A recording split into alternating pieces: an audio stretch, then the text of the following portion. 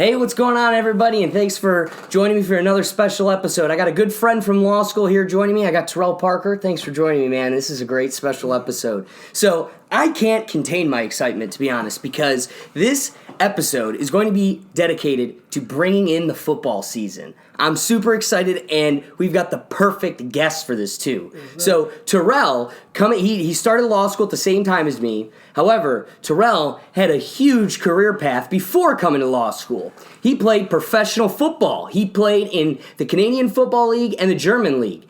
So tell us about that, man. What was that experience like?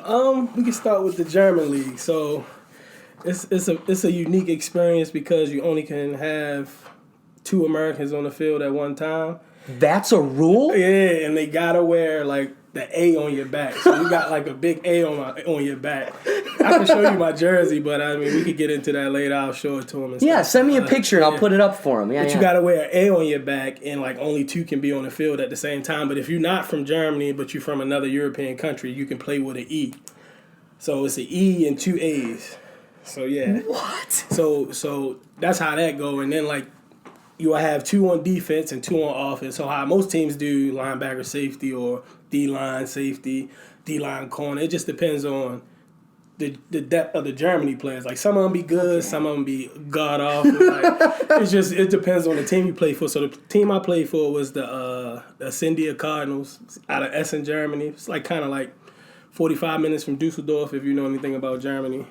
That's so cool. That team, we was okay. We should have made the playoffs, but at that point I was ready to go home, so I didn't give it my. I played hard, but like towards the end of the season, I was drained. I was over there for about 5 months. No break. It was a crazy just being experience. Thrown into a new culture. Like, did you know anybody out there? Like one of the guys I actually was one of the Americans that came in with me. I played against him in college, so me and him had a good relationship. But it's one of those things where after the game that next morning I could not walk. That's how much I played linebacker, D and safety, corner. I played That's why every position. Yeah, I played every position you can think of, and it was just one of those situations where they gonna get everything out of you. But we just got to the point, man. We would go to the club the night before the game. We was just Johnny Manziel and the whole thing. We was doing that because you know what you gonna get out of yourself. Like I'm gonna work out every day. That's when I learned how to train like hard over there because I had nothing to do. I didn't speak the language, so it was kind of like a disconnect. So I would just thumbs up. If I didn't know what you said, I would just throw a thumbs up like, I get you. I really don't understand a word you saying. So it was one of those experiences. But the crazy thing about it is, though, like I enjoyed it because it taught me how to be a pro, and it taught me how to understand that they're going to take everything out of you. And then it's on to the next guy over there in Germany. Oh. That's how it was over there. Like they just basically wear you down, and then, but they was big on like big hits and fancy plays. Like I'm gonna come out and just play football, and we gonna win if I can help it. So that was that experience. So one of the questions I got for you is so now I think it's more prevalent in the lower level of play, but there always seems to be, as a lineman, there always seemed to be a kind of like classism, right? Of like the quarterbacks and the pretty boys who run fast, and then, the shitty lineman at the bottom. So did having to put a letter that designated you as an American, and then only, Americans being prized on the team, was there kind of like this classist system of like the Americans and then the Europeans? It was more of an expectation. Like when you was an American and you came over there, you balled out or you get sent home.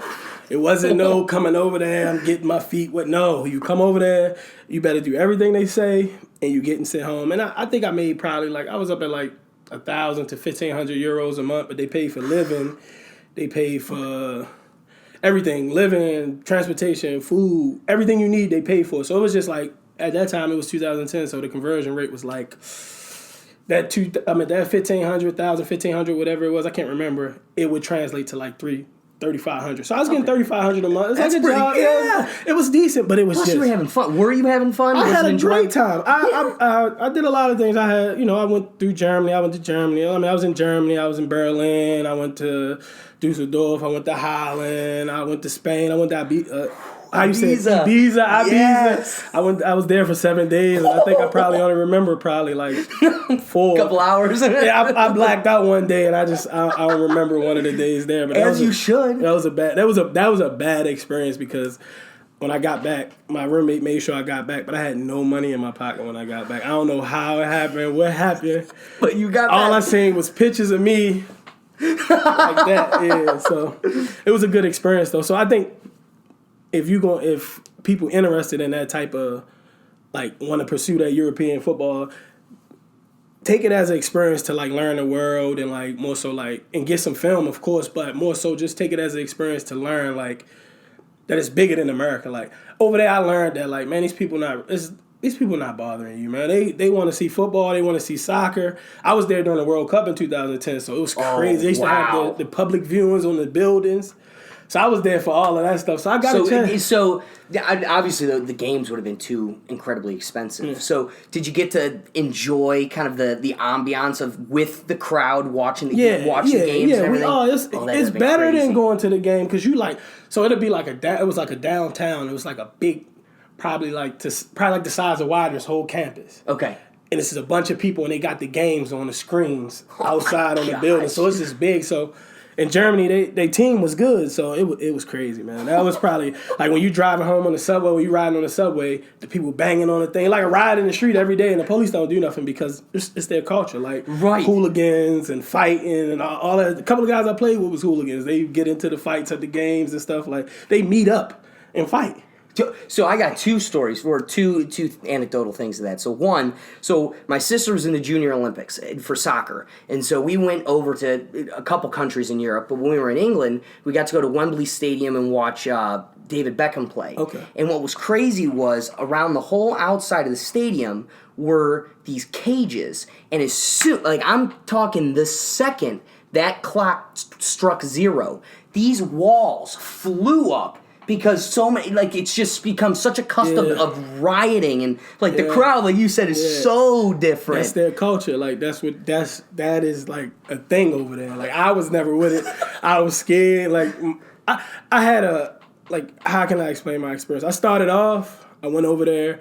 I didn't leave the house. I just went to practice and stayed in the house. I was scared. I seen Taken, the movie Taken. I thought that was going on. And people like, man, even though the guy who's trying to take you is probably half your size. And I was a guy. I'm like, how is this even? So that whole first month, I didn't go out. And not only did I not go out, I lost 20 pounds. I went over there at 230 in April. By the start of June, I was 210. I wasn't eating. You weren't eating? I didn't like the food. Like, the schnitzel was the only thing that I can, like, that was the only thing that I was like, man, I would have been eating so many potato pancakes. I would have come I didn't eat none of that stuff. I found McDonald's, and I was like, I'm going to just McDonald's it out. And I used to eat cake, McDonald's, and I would make, like, stuff at the house, but it was a good that was my learning experience on life, to be able to be on my own. Like, I was able to go out there and be on my own and learn how to do things by myself because undergrad, you kind of got everything laid out when you play sports. Like, they tell you where to go, where you time. But out there, I was just like, we practice 2 days a week. So it was just Tuesday and Thursday. So you got Monday, and then we might get 2 weeks off from playing. So you really just got free time. And so there wasn't any, like, you got to be here. Because, I got to imagine, even college. College was, like, every minute of your time was monopolized. We had organized workouts some mornings, but outside of that, nope, we didn't. We had nothing but free time. I just learned how to train. Like, I taught myself, like, working out, like, hardcore. I got into that. But another thing that I learned how to do is, like, take the train places, see different things. I did a lot of things by myself towards the end because I just was out there. And, like, the way they set it up is the season is like, now it's like 16 games. When I was over there, it was 11. So they go like 6 games, and then in the summer, they do a break. So you might be off from June like 10th to like August like 10th. So a whole month. So that's when we went to Spain. That's when we did all that. But it was just like, I was supposed to go to Amsterdam. I slept in. Like, it was a lot of stuff. It was just, everything was so close. But that's the nice we could have did, And it's like going to different states. It's how, you meet people and stuff. Like, when I was in Spain, I met some people. I met a guy and a girl, and they was trying to get me to go with them. And I was like, I was going at first, but then I was like, I'm gonna meet up with y'all later tonight, because I was like, I don't know if this. I seen too many movies. Like, it always used to click, because Spain is Ibiza is a free for all. When I tell you, it's just like people everywhere partying, beach, club, back to the beach, no shower, just straight. I'm telling you, it's no sleep. So you might literally go from the beach straight to the club, back to the beach, and it's nonstop music, crowds of people, all day, all night.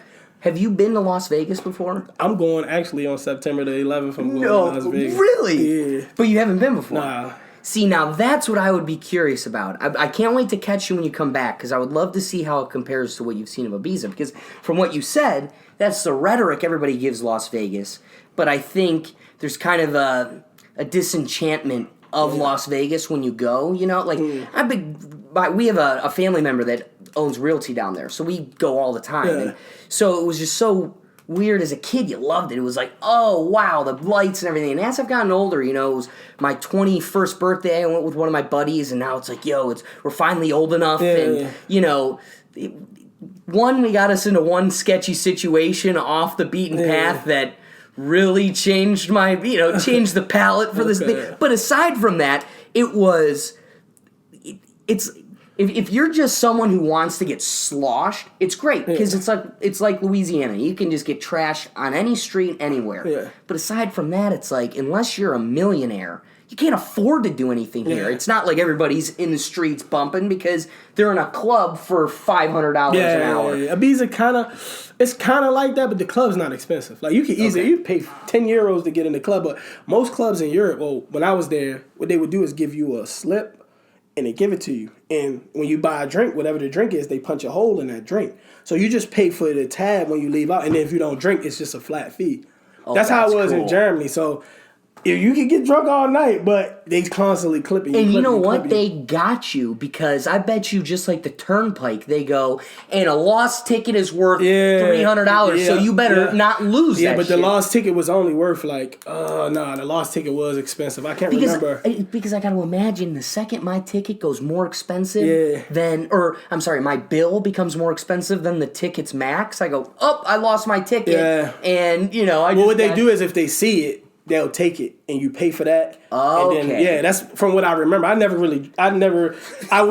thing was get drunk before. And like that's in Germany. But when I was in Spain, it was literally bars everywhere where you could just go in and buy drinks. So when you get in the club, you already drunk out your mind.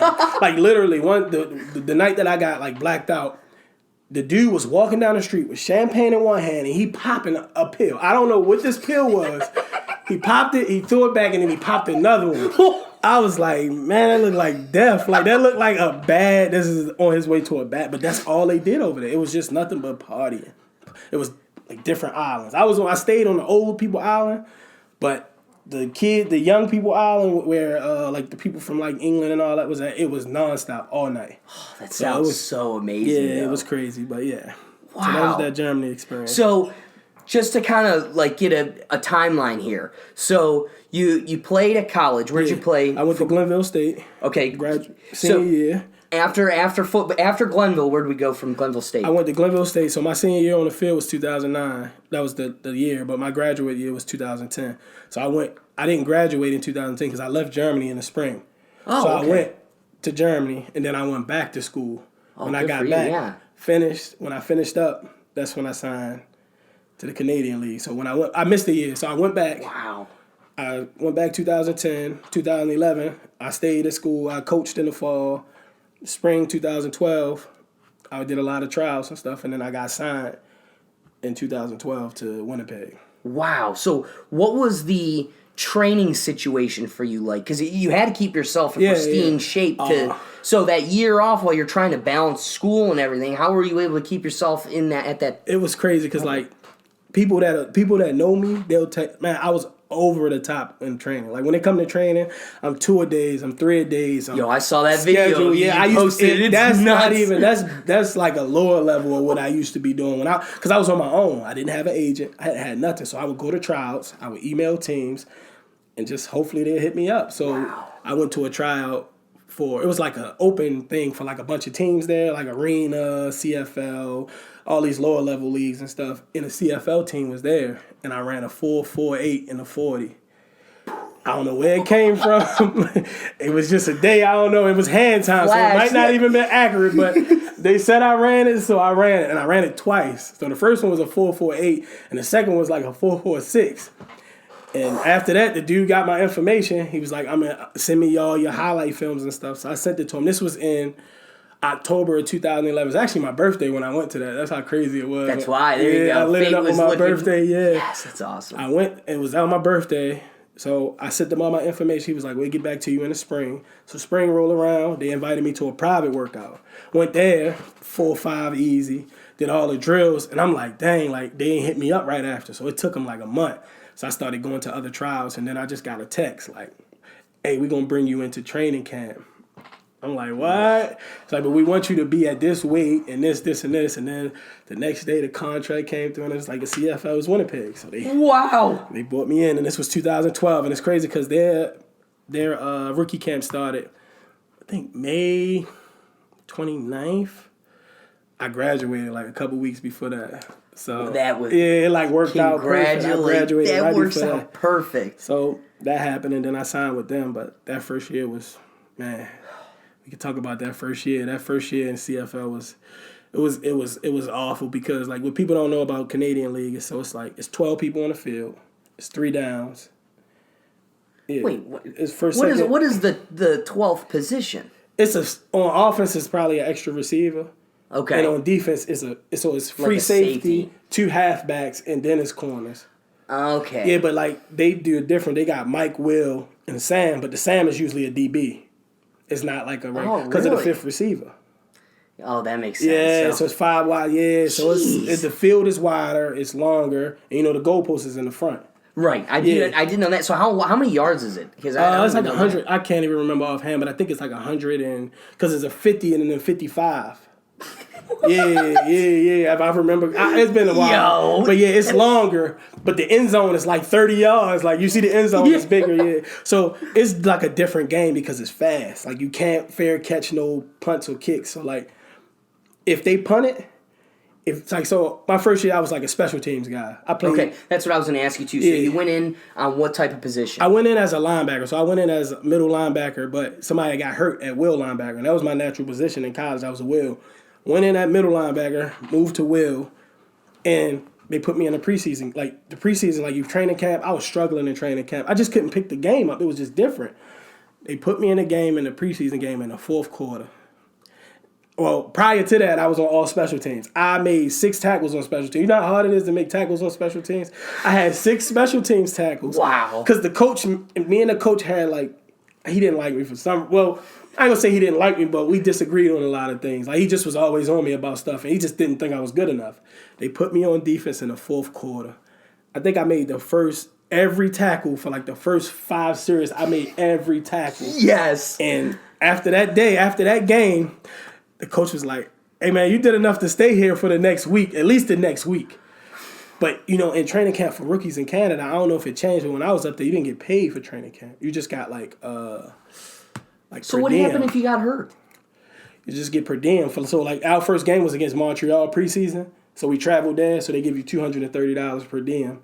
So I just freaking went to Subway. I put $200 away, and I got $30 to go to Subway tonight, go to Subway when I get there, get a nice dinner at night, and then the next morning I get a little small breakfast. But I'm saving all of this because you didn't make no money in training camp as a rookie. So you go to rookie camp, training camp, and then the second preseason game rolled around, and it was a home game, so we didn't get no money or nothing. We just got food and dining. Seriously? Yeah, we didn't get paid or nothing during training camp as a rookie. That is. I don't know if it changed, but when I was up there, we didn't get nothing. So, the second game came around.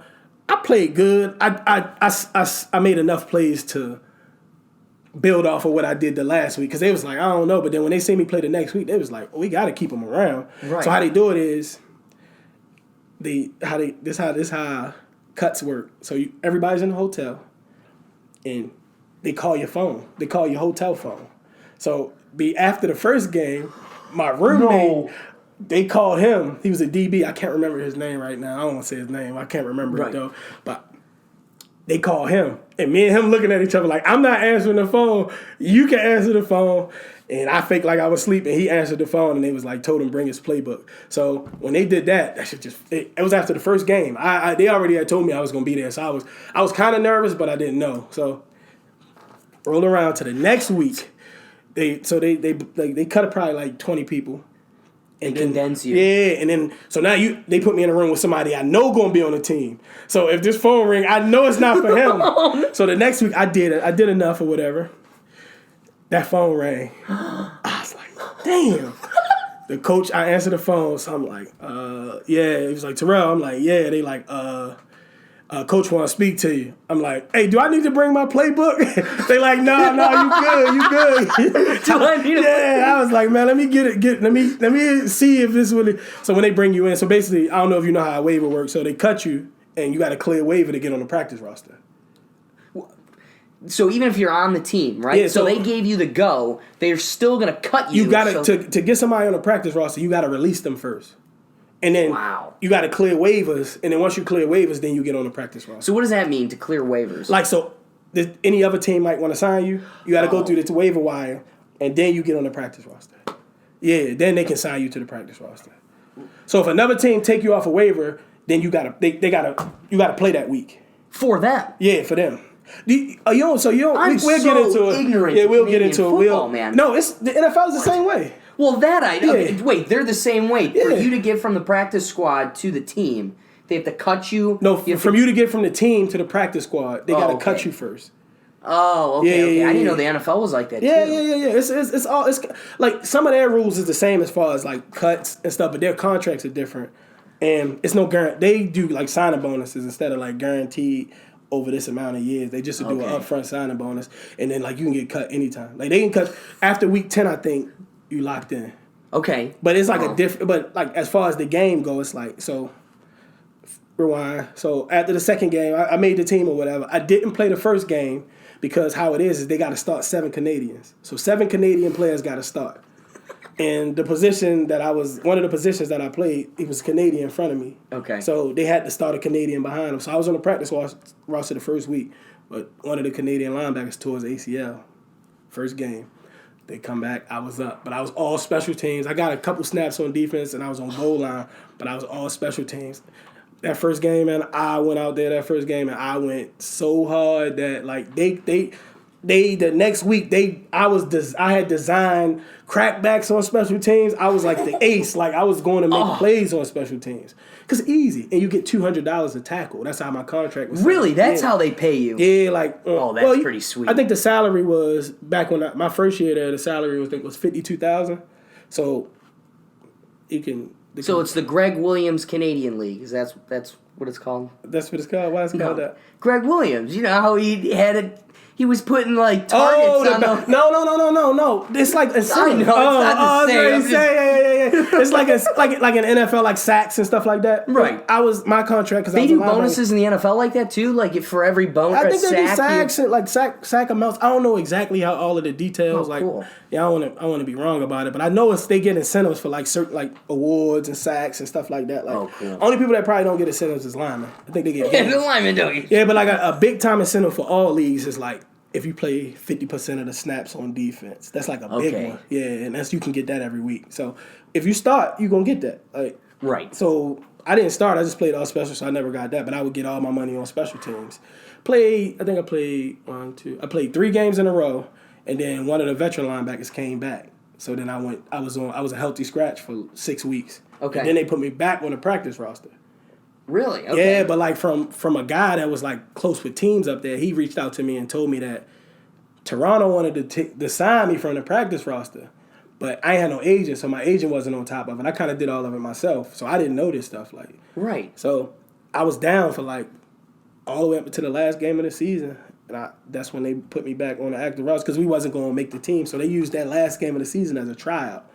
So it's like anybody who. All the guys that we had on the practice roster we might bring back next year, we put them in. Man, I balled out. But I think that game, I had a concussion that game. And I couldn't see out of the left side. But I was like, this is my audition game. I am not coming out. I know. It was like everything on this side was like a blur. But I played through it. And like, that was my first year in Canada. And I got a chance to like see. So what I did was I came home. And then in January... In Glenville, I don't know if you know, but Glenville, West Virginia is where I went to school at. Okay. Middle of nowhere. But you can train like crazy out there. isolate yourself from everything. In January, I went out there, and I stayed out there until the season started. Just grind. So, because the start of 2013, they wasn't trying to play me. Like, they was trying to cut me. And I didn't do nothing. So, I just was out there grinding. Went to minicamp, did good. They had me playing some weird positions, but I did good. And then when training camp started, one of the guys quit or something, like right when training camp started, and they put me at will, and I took that spot from day one. Just took it and ran. Yeah, and then that was this is 2013 now. Got the spot, balling them in training camp and everything, and then started the season. I think I led the league in tackles like the first 3 games, and I tore my ACL the third game. Yep. No. I think I was either first, second, or maybe third in the league in tackles throughout the 3 games. I mean, it ain't really much, but I mean that's. I was doing what I had to do at that point. Right. Tore my ACL the third game, and I like rewind that stuff like so many times to think how I could have prevented it, and it's just like There's nothing you could do. The thing I could have did was freaking our team was bad on offense, so we wasn't getting first downs. So it was, and it's 3 and out, and I played punt and punt return. So, you punted? No, or you were just I was on the punt special team. teams. Yeah, I was on the punt team. I was like, and I was on what? punt return. They just turned you into a Swiss Army knife. No, I was on punt. I was on the punt team. Right. So punt. You run down there, make a play, and then you line up on defense, and you do punt return. Yeah, we ain't in the third quarter of the game that I tore my ACL. I remember it like it was yesterday. We didn't get no first downs, and the play I tore my ACL on was the last play of the third quarter, and prior to that, we had punted. I went down there, I made the tackle. Somebody was offside, so we had to re-punt. I didn't make the tackle the second time, but I was just praying, like, God, please bless me with a TV timeout. Because I was gassed, and my legs were shot. I was done. And then that 2 plays later, they threw a little out route, I broke down, and my knee just, whipped. I'm like, I felt it, but I'm like, I'm good. So I went to jump up and, try to jog. Like a sniper hit me. And I just was like, nah, something ain't right, man. Yeah, and that's nothing. You cannot push that. Yeah, and then literally, my roommate was my backup. Well, he was my backup, and he played after that. And he balled out. He's still playing in the Canadian League to this day. He played for Toronto right now. Wow. He got a chance to go to he went to training camp with the Steelers and everything. But, because I got injured, I'm not going to say that's the reason why he played, but If he was here with us right now, he'll say the same thing because he told me bro, if it wasn't for you getting hurt, and this was my roommate. Granted, he is a monster though. I'm not gonna lie. Literally, Lou Gehrig became Lou Gehrig because the first baseman before him was injured. Yeah. That is how those things happen. He was never gonna see the light of day. He was good though. He was good though. And he can long snap too, so that made him more valuable. He long snapping, and he going down there and balling. So it's I had to watch the rest of the season. I had to watch him ball out, though. We was trash. So we were 3-15. It's 18 games, so we was 3-15. But you saying that, it makes me laugh.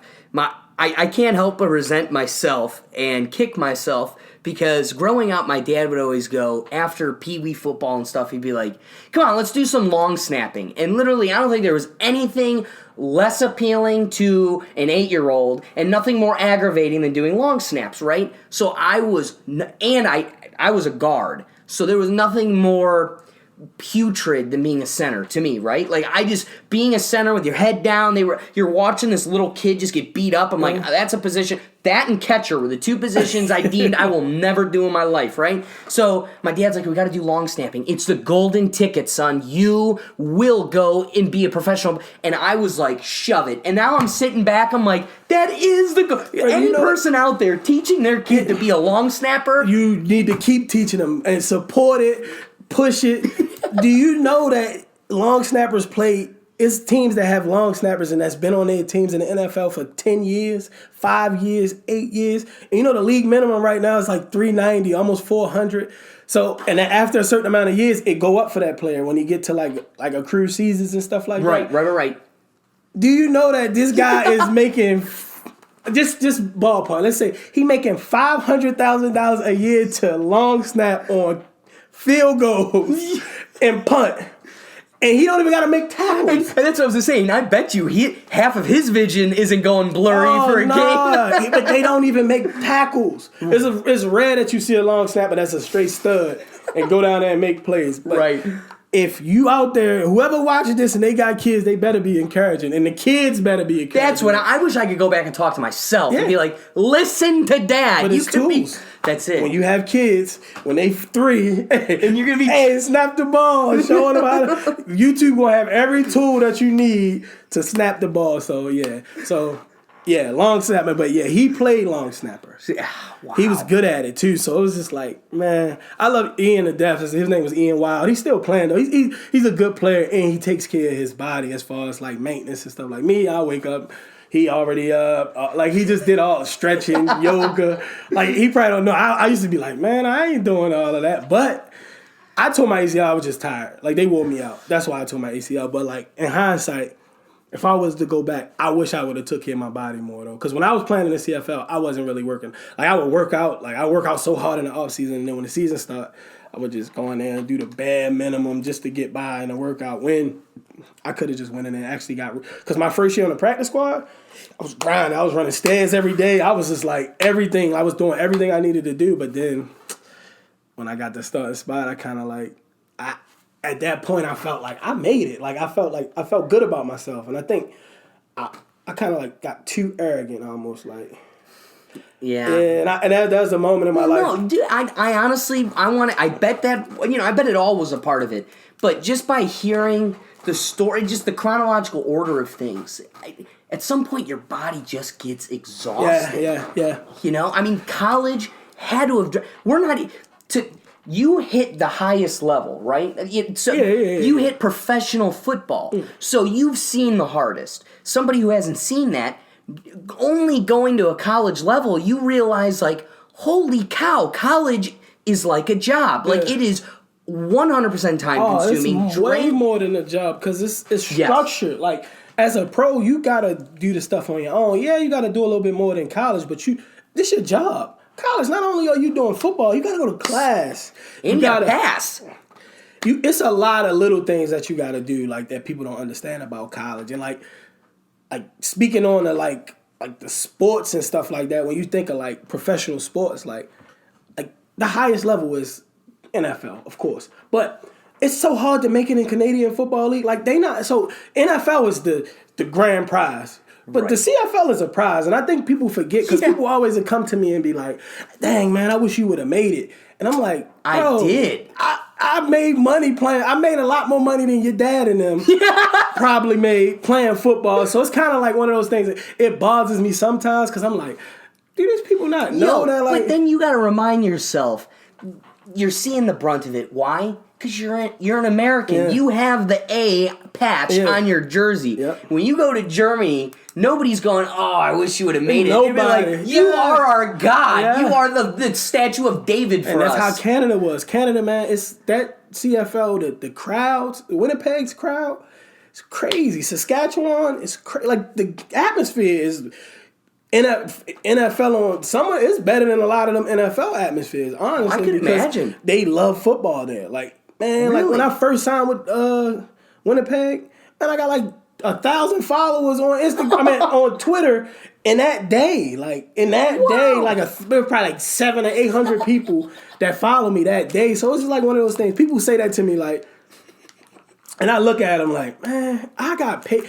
And not only did I get paid to play, I didn't have no agent. I did what the freaking nobody can really do without. I did it without an agent. So it's huge. I needed to get that out because sometimes I think people get caught up because I got hurt, and then after injuries, it went like downhill from there. Like I got cut going into the next season.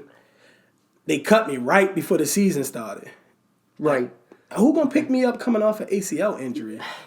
Yeah, and they could have did this in February. They cut me a week before training camp.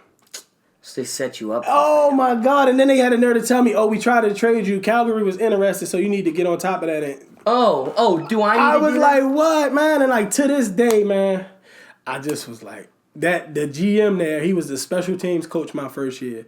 He was my guy. Like he loved me on special teams. He told me like he liked me and all. Like he was gonna make sure. And then when he became the GM.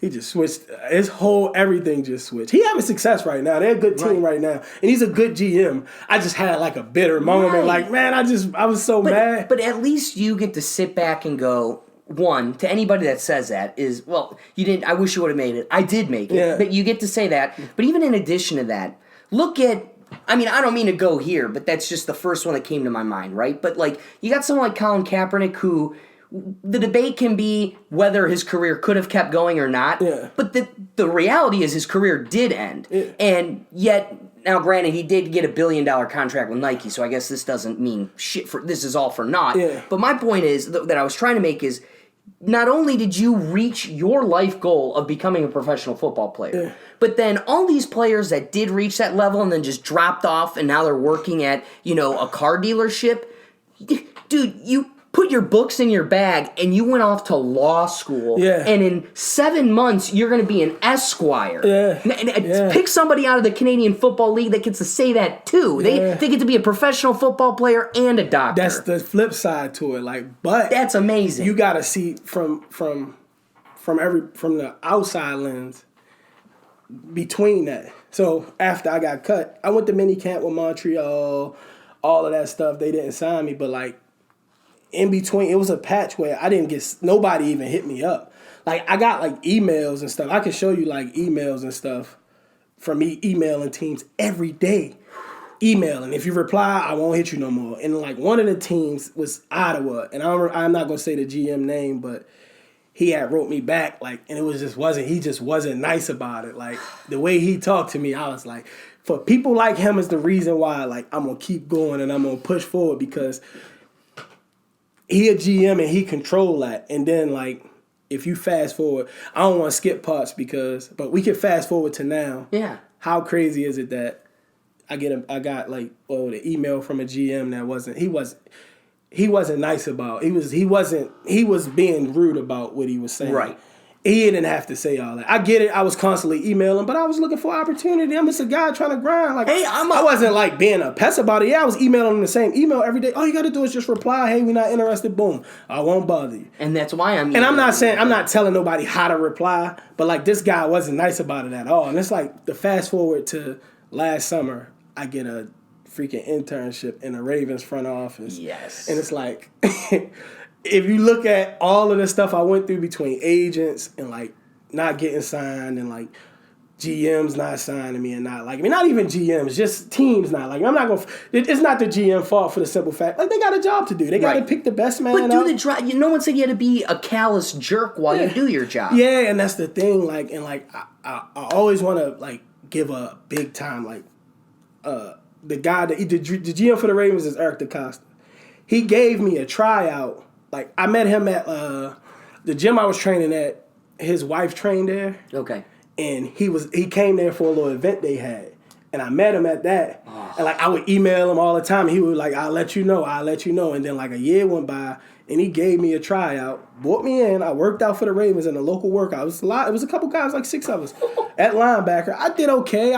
I thought I did better than I probably really did. Like when I go back and watch it, I didn't look that good. Like, and it was okay. Like just to get in front of somebody in an NFL team was crazy for me. And like after that, I didn't like. Of course, I asked them. We talked about how I did. They said they wasn't going to sign me. I kept it moving. You know what I'm saying? And that's when I started to think about law school. That's how the train started. Like after I didn't get signed with the Ravens, I started studying for the LSAT. Okay. Studied through the LSAT, and then I freaking worked at the jail as a correctional officer for a little short period of time. That was a struggle, but we're not gonna talk about that because that was a whole different story. But so I worked at the jail, and then I started law school. But like the people how I met him, he had inquired about me my first semester in law school. Like, hey, what's up with Terrell? Found out I was in law school. He reached out to me. I reached out to him, I think, because they told me to reach out to him. I don't remember how it worked. Internship. And it was just like, I complained about not having an agent and emailing these people myself. Look how having that contact. Yes. Just networking and trying to just communicate with people. Like, it got me to this internship. And then... And outside of all of that, the skills you were able to develop throughout the whole journey, Just being, I mean, how many people are, that's the other comment is, there's people in this world, there's 2 types of people. People, when the going gets tough, they either get going or they put up and shut up and get to work. And so, you can look at every phase of your life, right? And right when it started getting tough, you didn't just put your tail between your legs. You were like, all right, you guys don't want me on this football team anymore? Well, I'm gonna work my ass off all summer, and you're gonna be stuck with me. And then you know what? I may not be able to I don't have an agent. I may not be able to get my connections out there, so I'm gonna do it myself. I'm gonna mass shoot myself. Emails, mail, letters, like I did it all. So, like I know what it takes to get to the professional level, and I also know that like them opportunities are small because like when I was playing in Canada, I was balling. Like I was at the peak. Like I always remember this one day I was at the mall. And I was sitting in front of the Apple store because it was in Canada. I had my phone turned off, but I used the Wi-Fi. Okay. Sitting in front of the Apple store, and I just remember that moment. I sat there, and I'm like, damn, I actually I'm like playing pro football, and I'm like, I got money in my account, like all my money. Like it's just like it was that moment, and it's like for a long time, like all the way up until about probably last summer, well, probably when I started law school, I was chasing that feeling. So it's like one of those things where like when you talk about like. I kept going, but maybe I think now, like, was it because I was chasing that feeling, or was it because it's but I'm going to push back. For your own confidence, I'm going to push back on it wasn't you chasing the feeling, because when the well ran dry, the football dream, you didn't just go, oh, well, I'm just going to go to Indeed and put my resume out there. I did, though. We all do. Yeah. But instead, you created opportunities for you when the opportunity doors closed, right? You were like, no, you know what? I'm going to find a new avenue. Yeah. And I'm sorry. I don't care what anybody says. And I'm sure the physical route of a football journey is probably just as difficult. Yeah. But at the same time, as somebody in law school, clearly I have a bias, but it's not like you chose something easy, right? Oh, you didn't go just take the paralegal test, and here you are. Like no disrespect to paralegals, though. Exactly, because we're gonna need you. Yeah, no disrespect to paralegals. We're not gonna talk down on them. But I do want you to know that you only went to school for a year. Yeah, law school is different. Listen, like let's talk about law school for a quick second, real quick. Listen. To the people out there who think law school is even remotely close to undergrad, please stop. Please stop.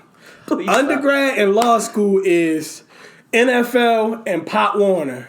That is the difference.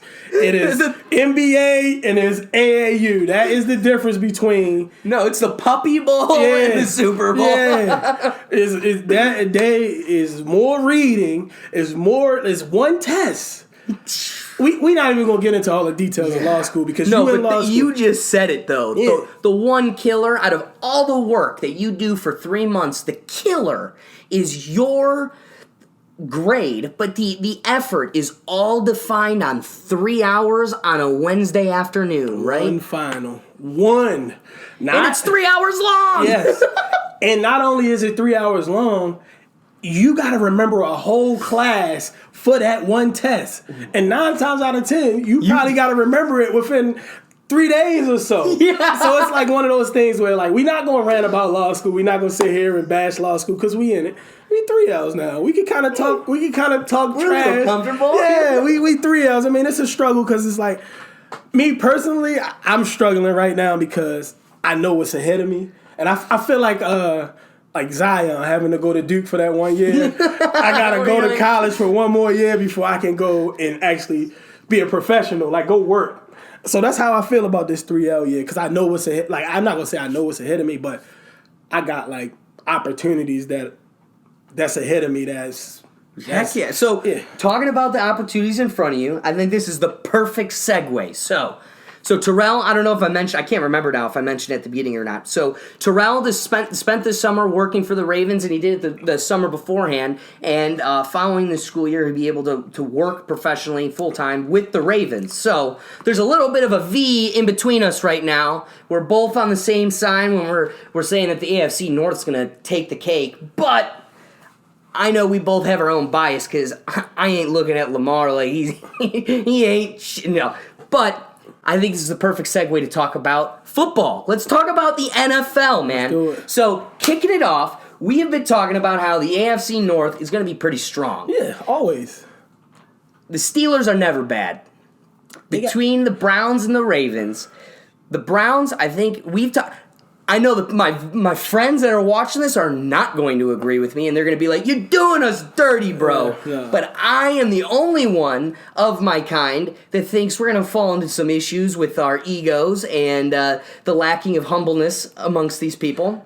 But my biggest thing is, and I want to talk about Baker and Lamar. So I have a problem with Baker. My friends don't like me for it because I think, again, this is me projecting on what I think he needs to be, which isn't right of me, but when you've got people like Myles Garrett, who's freaking younger than me, right? Like, that blows my mind in of itself. But this kid, he literally goes and writes poems in his free time. He's a walking 10 sacks. Like, he wake up and get 8 sacks. Like, not this serious. Like, be honest about it. Like, he's a freak, and I don't even think he's tapped into his freak nature. Can really be like, because I don't he's think a that's good player. Nature, man. Yeah, he's like mild mannered. Like, that's what I get out of TV and stuff. Yes. Like, he come off, but when you speak about like Baker and Lamar, like, they two different spectrums. Like, yes. Like, people, I don't know where the criticism came for Lamar. Like, I get it. Jealousy. I can get it, but like, do people know that he won 6 NFL games as a 21-year-old rookie? Like, I don't think people take for granted that he won 6. And it wasn't an easy trail for the Ravens. No, it was the with back John end. Brown and Not even that. Everybody coming in and out. Think about Joe Flacco and Lamar Jackson. Think about how the offense had to switch in week 11. Week 10, whatever week it was. Think about how you... And it wasn't running the same offense. That's It what was I'm a saying. I don't even know flip. what offense they was running, but I know it wasn't. Think about the two different dynamics. So people need to, I think before they, like, the criticism on any player, like, look at the situation first. Like, when you look at... That's a great point. You look at Baker. He a rookie. People don't forget Baker walked on at Oklahoma. Like, yeah. He had to build himself up. So last year's success, I think he's going to get better. I think Lamar, these guys are going to get better. These guys that has confidence and they got skill sets. Lamar's a freak athlete. Baker is a great, like, he can throw that ball, man. He isn't a freak athlete, but he's great. He's great at his job. And he's confident. Like, those two guys are confident. Like, they want to get, like, the key to confidence in those positions is they want to be great. Yes. And that's half of the battle right there. If you want to be great, you're going to take the steps to try to do it.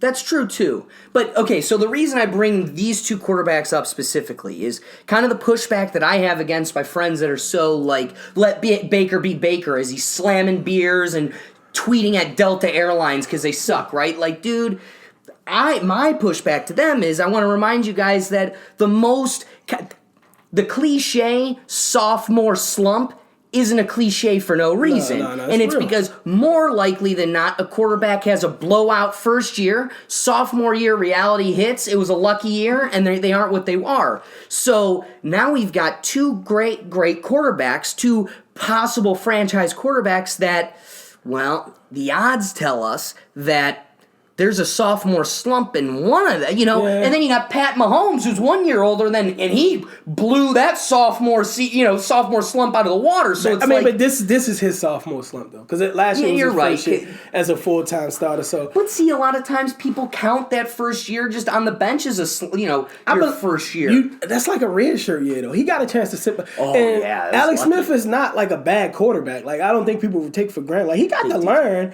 and then he got a good coach. And he's got great players around. He got the fastest guy I ever seen in football on his team. I've never seen nobody as fast as Tariq Evans. Like, I have never seen. Like, I've seen some fast guys, but man, but when you speak of like Baker and Lamar and things like that, like, think about how their seasons went though. If you take a step back, like, people talk about sophomore slump, but those guys didn't start right away. Right. So they may pick up where they left off. See, I don't think people like sophomores like Big Ben started week 2 when he went.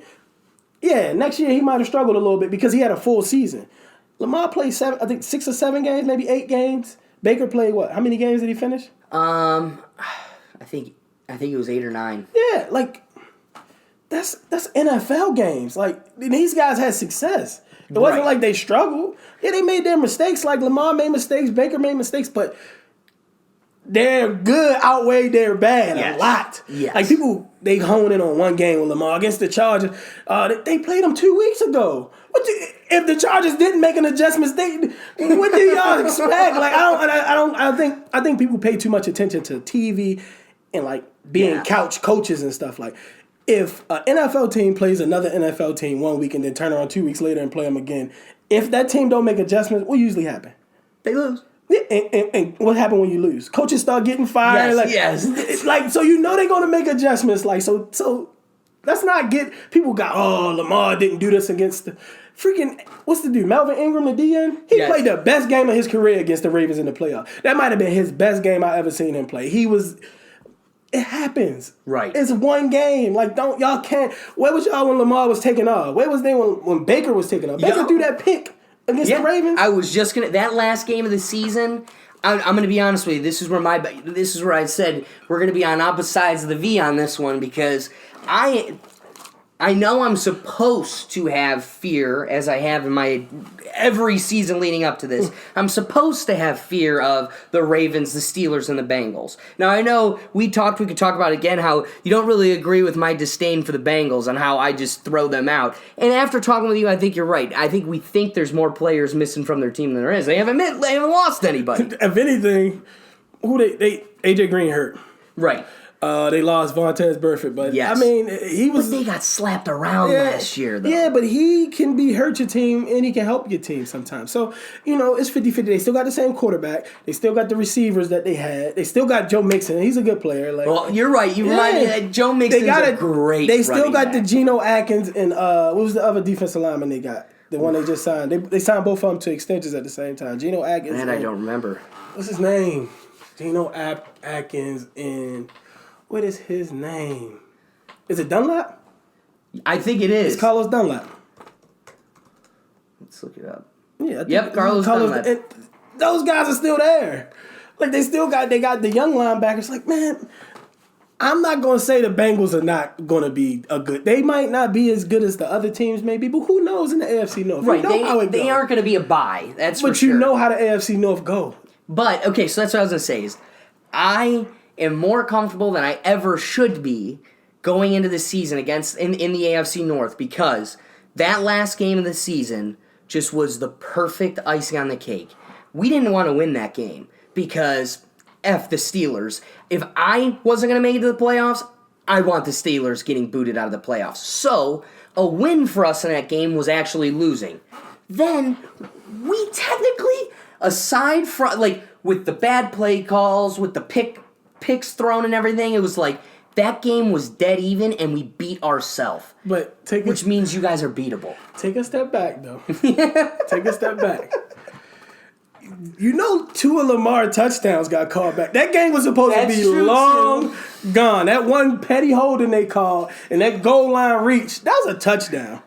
I think you're right. I think you're right. But don't forget that it was 2 plays right there it's 2 touchdowns. That game was over with. Like, we thought when Lamar broke through the line and got that long run, everybody was like, oh, this is... So, I get what you're saying. Baker was delivering in the second half. He came out, he was hitting some strikes. There was a couple questionable calls on the catches. Yeah. So, everybody's beatable in the AFC North, though.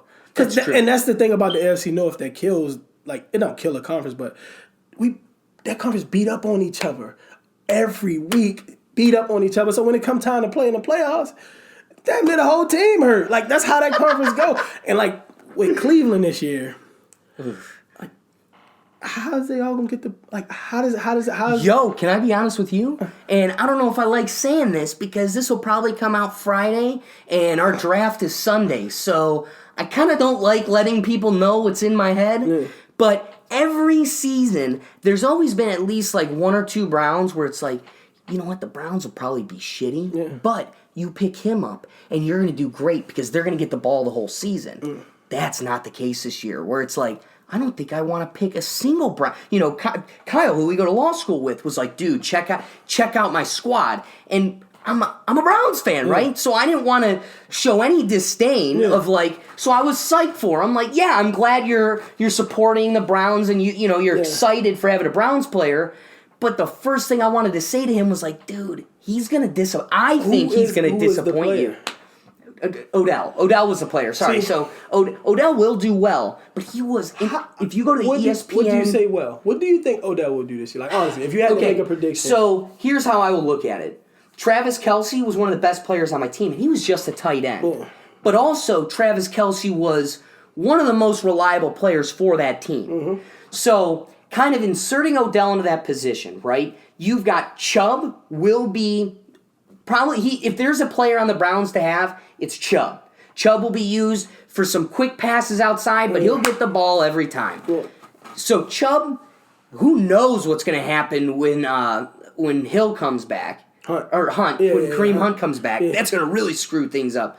But Jarvis was our pretty boy post. That was the name of our offense. But he do the dirty work. He do all the dirty work. He did but his fantasy points were terrible. Yeah, I had him last year. He's a 5 catches for 60 yards and no touchdowns, or 10 catches for 90 yards. It's like, and so I'm worried. I think Odell will be our touchdown guy. Yeah. I think the way the camera flashes work, he needs to be the guy scoring the touchdown. What about Njoku though? Like what?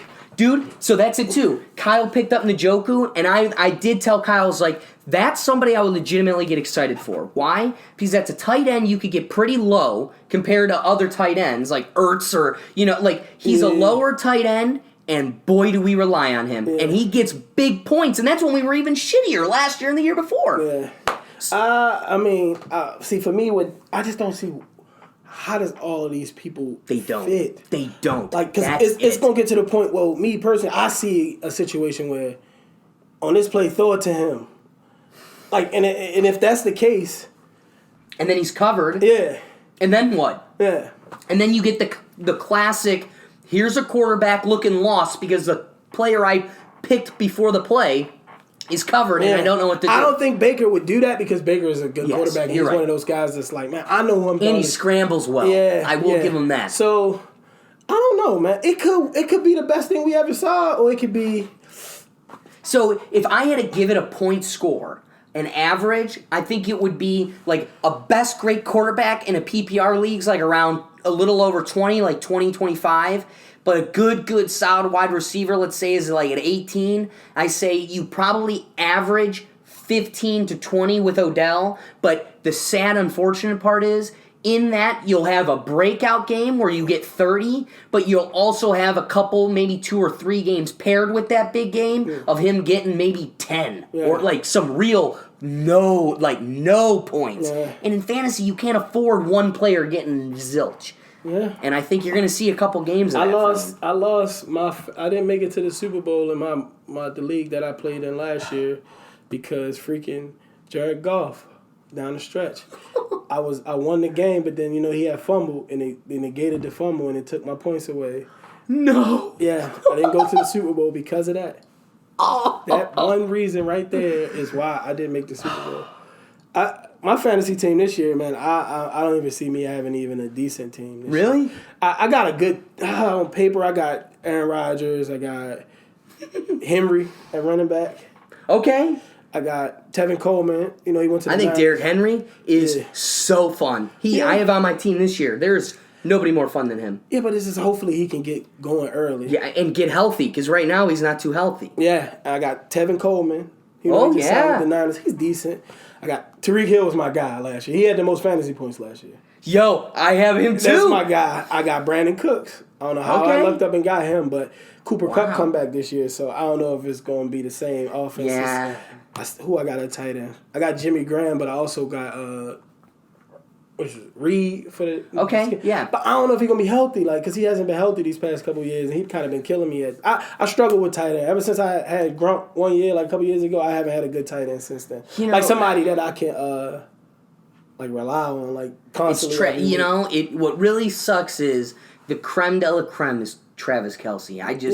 I rode that white stallion to the Super Bowl, man. Kittle is a good pickup too, though. He gonna be pretty good. But again, if I'm not a Browns fan, I'm a Chiefs fan, right? In a world where I'm not a Browns fan, I think where they're at right now. If you went back 8 years ago, they're a good team and they're competing. But right now, it's like you're watching the Patriots dynasty die, and they're becoming what the Patriots dynasty was just a couple years ago. I think they will, because people keep trying to postulate, what will Patrick Mahomes be, right? Yeah. Like, is this all talk?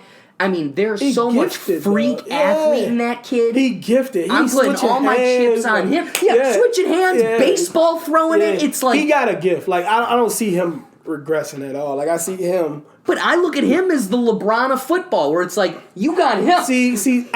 The thing about it is it's tricky at quarterback because it's too early. You don't control the game like basketball. But they do. Like, the thing is, though, they added another guy just like Tyreek Hill. He might not be as twitchy and as fast as Tyreek Hill, but McCole Hardman is fast. Right. And he's going to be an asset to them. He's going to probably be what they wanted. Remember the kid from Oregon? DeAnthony Thomas? Yes. He's probably going to be what they thought he was going to be. So, they don't lose a beat. They still got Sammy Watkins, Travis Kelce. And they got Hyde. Yeah. Who Hyde? Carlos Hyde. He played with Kansas City? Yeah. They're lights out, man. I didn't even know that. Yeah. I picked him up late in the draft, and I'm like, why is no one picking him up? He's still on the free agency. Yeah. But how many teams in your draft? 10. We got 14. So it's kind of hard for you to get anybody. Like, I don't even know how. My bench. Even though Hyde, his career is coming to an end. But yeah, I just thought, like, I look at the Chiefs and I see, as long as Patrick Mahomes has just 2 complementary players, right? Like, Travis right now, I think, is what makes them lights out, because just like the Patriots, when you got a tight end that we're going to distract you with our wide receivers, and when you're worried about them, we're going to go lights out.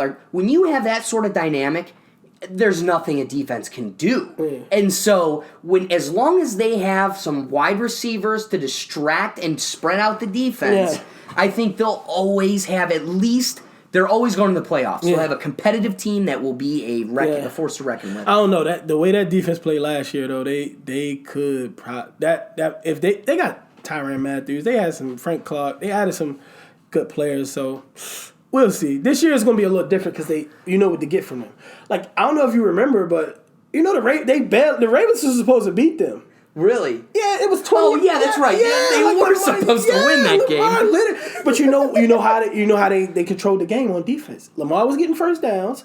The defense was just pounding on. They was pounding on Patrick Mahomes. They was pounding on him. So the NFL is about blueprints. You lay the blueprint. True too. That's why, I think football speaks to our human nature. Why do we love it so much? Because really it's simulated war, right? Like, while it does come down to how hard you hit and everything, when you take that step back, I mean, the vast majority of it is strategy. It's just playing chess against the other team. Just think of it as you got people making millions of dollars to play chess. Wow. Think about it. Think about it as these people get paid to figure out how to beat teams week in and week out. Like me having that opportunity to work basically over the summer and 2 years doing it, I look at the draft different. I look at like how preparation is different because these guys work hard. Like, it's people in the office watching tape on every team. Like, it's really like, it's the NFL. Like, you take a step back and really like pay attention. Like, it is like every team, every player in the league. Like, so when guys would be like, "Oh, I ain't make it to the NFL because I ain't getting no teams," you gotta look. They probably more than likely certain teams probably didn't think you was good enough. It's not one of those things where it's like against you. It's just it's the NFL. You gotta get the guys that you gonna help you win games, and sometimes. It's a business. It's not personal. But listen, man. When I say it's people, like from my experiences, it's people that really the littlest details, they know it. Wow. Everything, analytics, all of that stuff. Like, it is a different type of monster. Like, you watch the draft, like these players that you see get drafted, and you're like, "Oh, why my team drafted them?" I guarantee you, they did. They know his background. They know everything about this player before they pick him. Wow. Yeah. So when people be like, "Oh, my team didn't pick this guy," it's like, There's a reason. Probably a reason, and sometimes they had another guy on their list that they probably thought like it's one of those situations where it's like I don't know how I don't want to like get fully into detail about it, but it's just one of those situations where it's like these people get paid to watch football and really dissect the game. Like I respect these guys at a different level just for the simple fact the work that they put in. Right. 12, 15 hours, 16 hours. It's a grind. So it's like when you watch some of these players and you watch some of these teams, it's just like, man, like, oh man, it's one of those things. Like it get me. I like, because I was on my little football hiatus for like when I got cut and stuff. Like I didn't want to watch it or nothing like that. But then getting back into it, watching it, I just like, damn, like you enjoy it. But that's why, like, I'm gonna be honest with you. That's why I was so excited for this podcast and to talk with you and everything. Like football. Okay, I came home. Maybe 3 weeks left in the semester last spring. And my Kyle texts me and he goes, dude, Cleveland, Odell. And I'm like, wait, what? And this is when my bed was complete. Like, my bed was right here. And I literally just laid on my bed and I was like, no way. From that moment till now, it has been months of nonstop anticipation for football. And it's here, Terrell. It's here. It's finally here. What, next week? Next week. It's week one. Day one is next week. So it's just like... What's the first game of the season? Is it Thursday night football? Or because obviously they're not going to do Monday night, right? I think it might be Thursday night. Is the first game Thursday night? I'm not sure. I think they usually open on a Sunday. I think Thursday nights start like later in the year. That's right. You're probably right. Yeah, so... First game of the season. Is that it? Packers Bears Thursday night, September 5th. Oh, that might be it. Yeah, that's it. Yep. Wow. Oh, that's a good game too. Yeah. I'm excited to see like A-Rod. Well, and I need him to. So we talked about this, but okay, I made it to the playoffs, the Super Bowl of my fantasy league. I've never done anything good in fantasy ever in my life, and I was on a roll, and I'm. Just drop it. Plus, I piss off my fantasy league so much because I just manipulate. It's a people game. You just got to play the people. And my league would get so... He's colluding. And also because I'm the commissioner. And he's cheating. And I'm like, no, you guys are just idiots not making trades. Yeah. So I had Dak Prescott and I had Aaron Rodgers. I'm in the Super Bowl. Super Bowl lasts 2 weeks. Week 1, I go, Aaron... While it is always a solid choice, didn't do too hot last week, I'm going with Dak. Aaron Rodgers gets 50 points, which is just unheard of for a PPR quarterback. And then Dak goes and gets like 8. Just totally screwed me. I lost by 2 points. Then I was like, all right, that's fine. I'm just not going to make the same mistake week 2. So week 2, I switch him. Aaron Rodgers goes out the first offensive series. In that first quarter, he got me 3 points. And Dak Prescott went on to get 28. And I lost by 1 point. And so my buddy's like, he bragged because he picked Baker off the waiver wire because nobody picked him because he wasn't going to start. And he just sat that first game Baker started. He put Baker in, never took him out, and Nick Chubb as well. And he blew the league out of the water with Nick Chubb and Baker. And so he went and used the money to buy a Baker jersey. And he's been rubbing it in our faces. It's been driving me nuts. So when I hear Aaron Rodgers, I just want to wring a chicken's neck, just like, I went to last week, was that the week before last? On the Thursday, the Ravens played the Packers in the playoffs, and we get to go on the field before the game and all that. So you get to see the players, you get to see body types and stuff like that. I was looking for Aaron Rodgers, I wanted to find him, but he didn't come out until they went on the sideline for the game, so I didn't get to see him. I was looking for him because I'm a fan of Aaron Rodgers. I got a story for you. So I had a personal trainer back home, and he used to be a trainer for the NFL, and he said he specialized on doing physical workouts for quarterbacks. Yeah. So he worked across with all the players, and he said the 2 quarterbacks that he always uses in these in the conversation about it is Drew Brees and Aaron Rodgers. Yeah. He goes, I always mention these 2 quarterbacks because kind of to illustrate how everybody works out differently. Yeah. But these 2 quarterbacks were as polar opposite of each other as they could be in the gym, where Drew Brees didn't want to talk to anybody. He was like shut up, I'm here to grind. Like, I don't even want to talk to my trainer. Like, I just want to do my work and get out.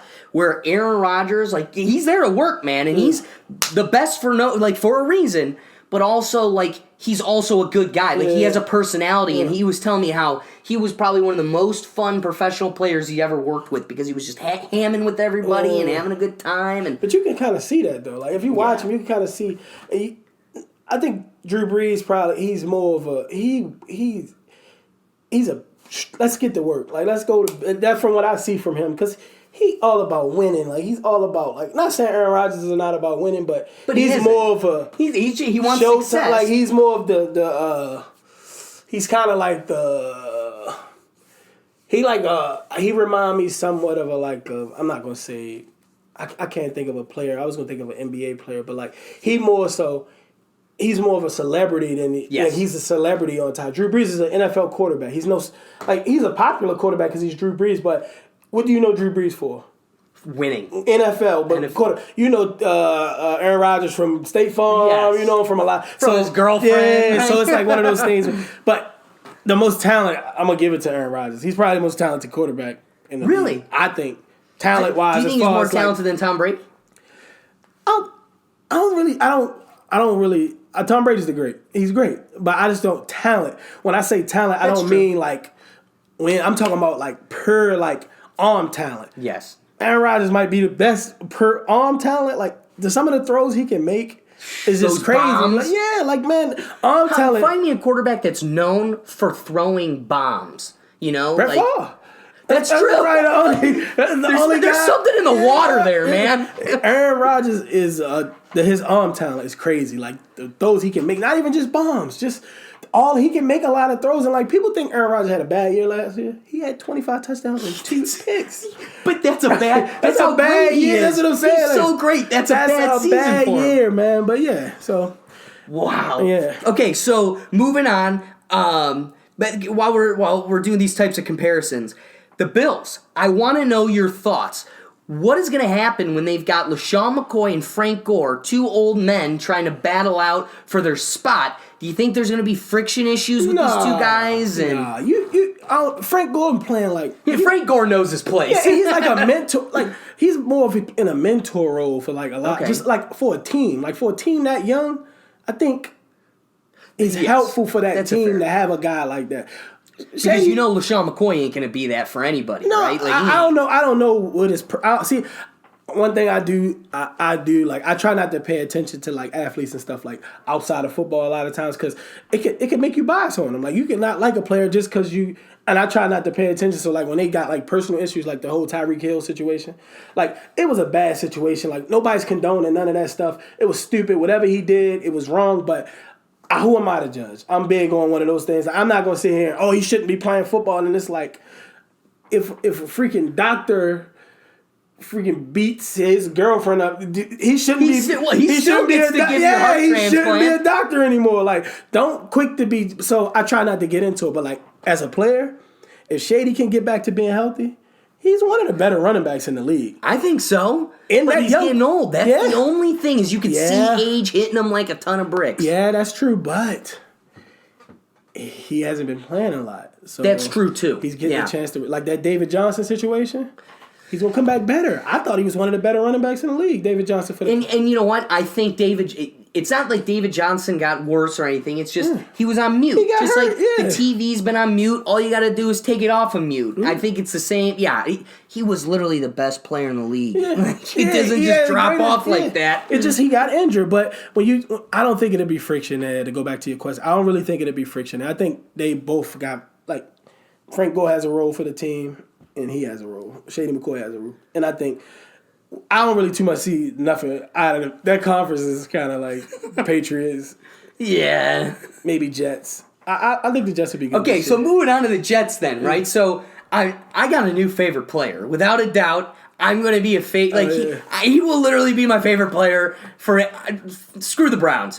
I love Quinnen Williams, and I am so excited to see him blossom. And you're catching him at his puppy stage, and I'm so excited to see into the type of person he grows into. Is he going to be like a Warren Sapp type, or is he going to be like what will the NFL turn him into? I don't know, but man, am I excited to watch him. I think he's going to, like, his personality, and like based off of what you see on like TV and stuff, his aura, he's a special player. Yeah. Probably one of the better players in this draft that just came out. Like I'm not gonna say best because I don't get paid to say who's the best, but he's one of the most talented players in that draft. He's a freak, and he went to Bama, and he dominated at Bama. It's not like he was like mediocre. He was a monster at Bama. So we gonna see. I think he's gonna be a good player. But they got a decent team. So where do you think? Okay, as somebody who had a year off, right? You took a year off to train, to get yourself ready and prepared to go into the Canadian Football League at your best. I think, we were really sheltered in Le'Veon's case because while Josh Gordon was out, we got to see all of these like videos of him training and stuff, and Le'Veon's been kind of just totally blacked out, like just totally isolated from us. So as somebody who has no clue really what his outside training has been, what do you think we can expect from him on the Jets? The old Le'Veon Bell. I don't really like. I see people like the best experience you can get is playing. I get that, but do you know the workload he had? If you pull up his stats from Pittsburgh, Andres was unreal. He had like 80 catches one year. I think it was something crazy like that.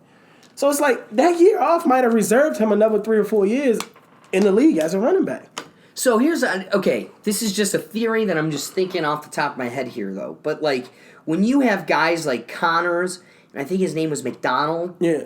When you have these other guys that are behind Le'Veon, and when Le'Veon's out, they have to come in and step in and take that position, and they exceed all expectations, right? They become some of the greatest in the league at the time, and they were second and third string. Had a good year. I want to push back and wonder, is that their program more than it is the player? It's a little bit of both because look at it from a draft standpoint. They draft players that fit their program. And it goes back into, I'm going to say it from a perspective where I'm not going to say I know everything because I got a chance to see it, like see some of it from their process. So I get it. Like, they bring in guys that fit what they're trying to do. So, like, they know that Connor had talent. He's from Pittsburgh. He went to Pittsburgh. That guy can play. Like, he's really great, man. Before his leukemia situation, he was a workhorse at Pitt. Like, a workhorse. So, like, I don't know if I would label, because he probably could have started on a few other teams in the league. Oh, easily. So, yeah, you're right. Le'Veon Bell is one of the better players in the league. He's gifted. But these guys wasn't, like, James Conner wasn't just no slap that they just put out there and just, he a system guy. Right, and that's it too, is I definitely want to reinforce it. But then that makes me wonder, is that the training program and kind of, but I guess that, to your point, they're picking the right, these are the players they're picking for a reason. These are the guys that they picking for a reason, Like, they know what they're doing over there. Like, I mean, it don't always work out, but the goal is for it to work out. Right. So, like, I wouldn't say, it's the system with, you can say it's the system with, AB. Because what's going to happen is Juju may come out and do everything that AB did. Now what? Well, Juju was doing everything AB but was doing. But it's kind of easier to do what Juju did when you got freaking probably Antonio one of the Brown you got distracting the whole side of the field. You got probably one of the most talented players at that position that's probably played in the league in a long time. It's a little bit easier to do what Juju did. So this year is that's key. True. But the key to this year is the tight end is better. He get another year on this belt. Yep. And Washington is going to be good. James Washington, the receiver, he's going to be a good player. Like, people they sleeping on him, but I think he's going to be a good player. But I think, since I was 14 or 13, I've been sitting and waiting for this day. But I think we're finally starting to see Ben hit his age. Yeah. But he can't do what he used to. His thing was he wasn't the fastest, he wasn't the strongest, he didn't have the biggest arm. His thing was you can't bring me down. Yeah. And now his backfield But would you say Tom maneuverability- Brady is hitting his age? Well, I'm 100%. But Tom Brady's thing was I can thread this string through a needle. You'll tackle my lanky ass, and I can't move. Ben thing was staying up, but what also was Ben thing? And he has big bombs. I mean, the dude knows how to throw. We know. See, what separates Big Ben from a lot of quarterbacks as far as being elite is Big Ben will come out and throw 6 picks in a game. Who cares? Yeah, because he still probably had wins. 4 touchdowns. But the thing, Big Ben is relentless. He's going to keep coming.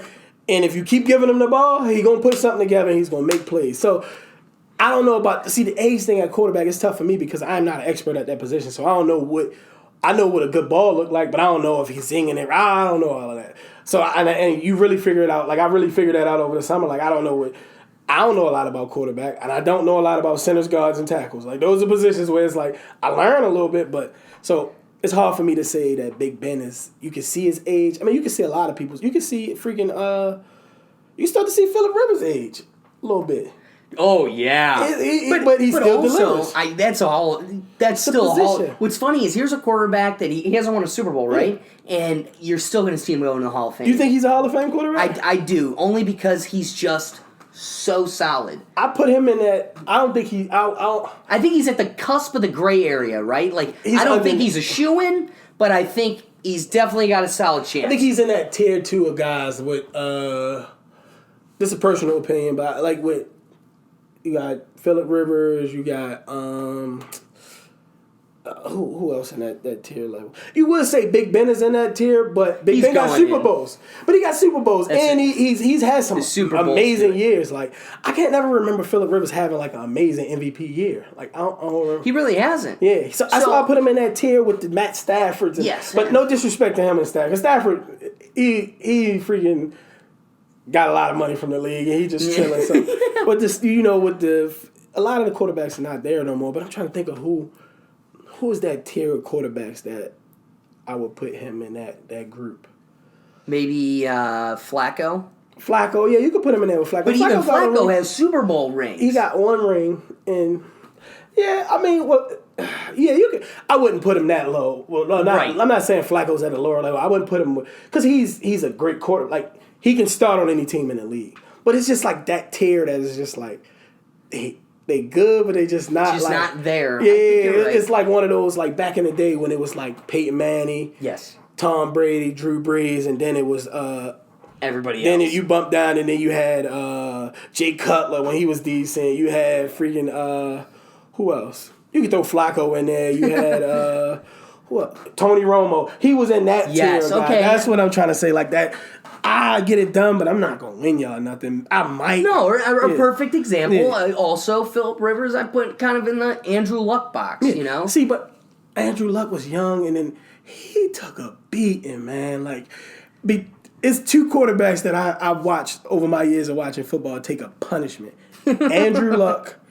And you remember Carr for the Texans? Yes. Oh, God. I've never seen a quarterback get beat up like that. That's why he just used him as a wall. He got destroyed. And that's how Luck was bigger. So he took the punishment. He was a by any means guy. And I think I wouldn't put him in those categories of guys because he only played 5-6 years. And he missed like 2 years or something. So I wouldn't.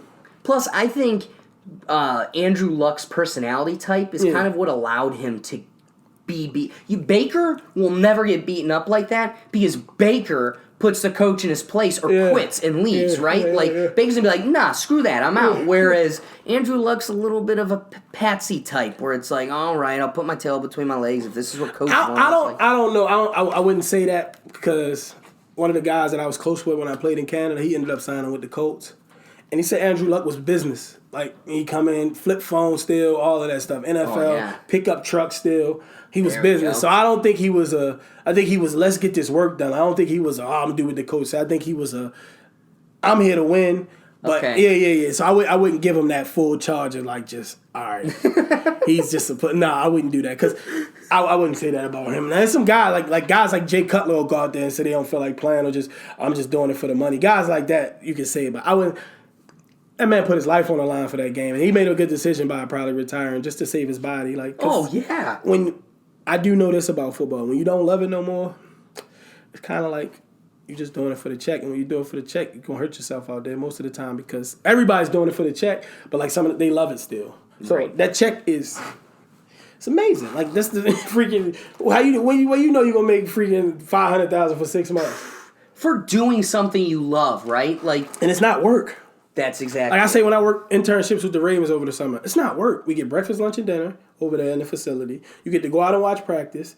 You watch film of players all day. You do little work too, stuff other little like tedious work too, but it's a part of the process. Right. And it's like you almost feel like everything that's getting done, it means something. Yes. Like, you know what I'm saying? I show you, like, some of the stuff that we did. Like, we talk about some of the stuff that we did. It means something. So, it's just, like, looking at it from a perspective, like, I try not to say, like about, like, guys like Andrew Luck, because I know people that's been around him personally. I heard good things about him, so. And I could see that, too. And to get to that level, you need to have that at some level, right? Yeah. Like, you got to be there to work. All right, so I guess just a couple things to wrap it up on. We talked about Antonio Brown with his feet issues, his helmet issues, that things going on in Hard Knocks, like, and he's going after Big Ben and Juju. Do you see Antonio Brown being a problem for the Raiders? At some point. Did you not see his interview where he said, I got $35 million in my account, I can quit? That right there should tell you everything you need to know where he at mentally. Like, That's true. He on top of the world. I can do what I want. Like, I got $35 million in the bank, and rightfully so. You should feel like that with $35 million in the bank. But I think he thrive off of attention. Yes. But on the flip side is, this dude gonna come out and ball though. When he get on that field, you know what you're getting from AB. So it's like, you're right, but when you're getting your feet third degree, frostbite frozen to the bottom of a cryo chamber, like, there's no world, as somebody who But he's obsessive though. Like, if you ever notice, he's obsessive about work. I want to work. If you follow him on any social media, he's constantly working, wanting to be great. So how that probably happened, it was probably stupid, but like, I was AB is a problem right now because he's in the news about the helmet and. But see, the helmet thing. Okay, you talked about how you literally got knocked around so hard that you couldn't see out of half your vision was blurred. And I've talked on this podcast multiple times from that sports law class. I did my project on CTE and how I feel. I wanted to make a statute barring players from being allowed to sue the NFL after 2020. That means moving forward, that. Caveat emptor, like, buyer beware, don't enter in. So my whole thing is, I look at some of these guys and it's like, I totally get it. You should be allowed, the NFL should go totally take advantage of that and go, that's fine, you want your helmet? Then sign away all liability, because we'll let you have it. It's a different thing, but you gotta realize this is $1 billion. They gotta, what's the brand? The players. They got it right. So it's like, if you're making these players sign waivers, it's not about the players no more. It's about the NFL now. It's always about the NFL, but it's about protecting them. The ultimate goal is to protect the players, because that's the product. That's what you're putting on the field. Okay. So I don't making a statue like you said. It sounds. Well, it was sound like just for class. Yeah, I was just like that was for. But I'm just Domino, pro. Right? I as somebody who got concussions playing in high school and college. Yeah. Like, I get it. But I loved getting those concussions because I wasn't even getting paid. I was doing it because I was just having fun. Doing it for free, yeah. So I just feel like at some point it's like, you were blurry, man. Like, that's some severe stuff. I'm going to show you the play where it happened, and I'm going to find it. We can put it on there if you want. Yes, we'll put it up. I'm going to find it on there. But like you said, though, it's one of those things where it is you assuming a risk, you buyer beware. But at the same time, it's like, you're not the buyer.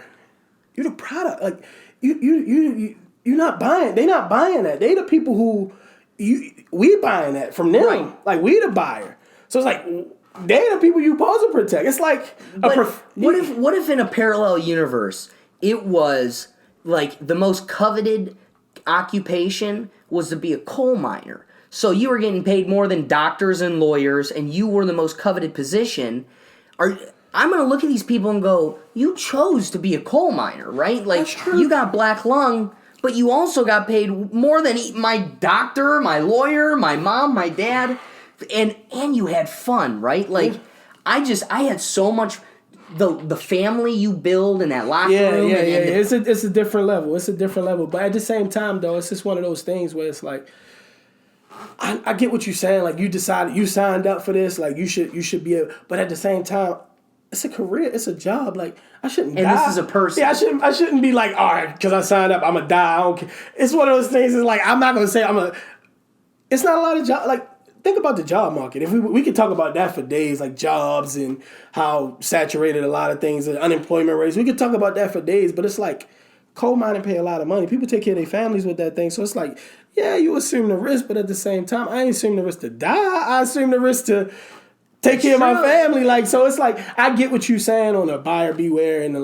I can see it from your perspective, but you also got to see it from a perspective where these are people. Yeah, protect the people who protect your investment.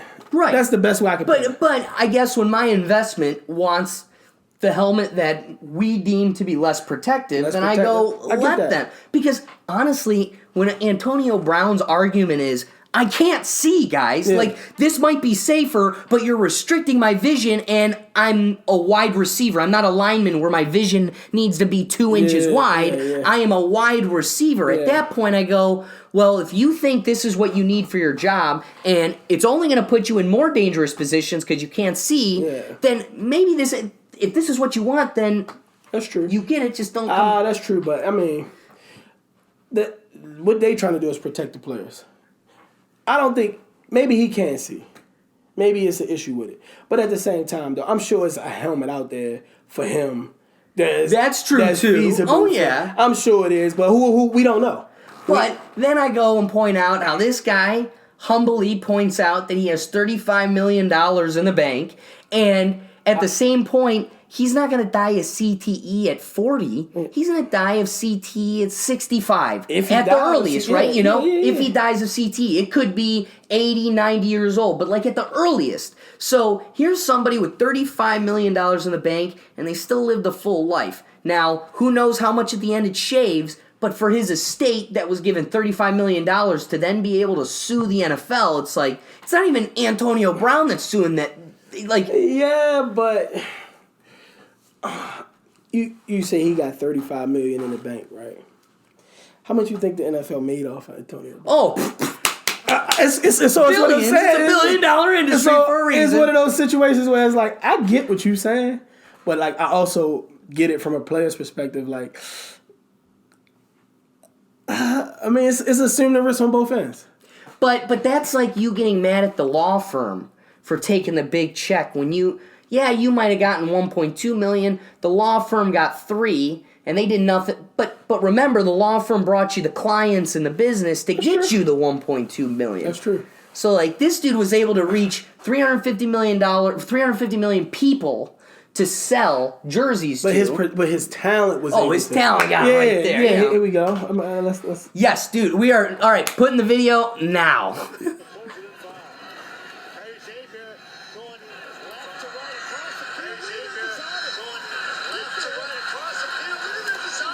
This me, right?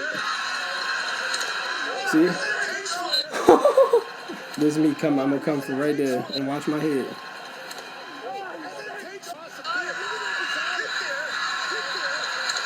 Ooh. Helmet to helmet. Everything on this side was completely. I don't remember. I was just like, I just kept like, don't look that way. Just keep playing, and I kept playing. Yep, I kept playing. Yeah. Yeah, it was a shot.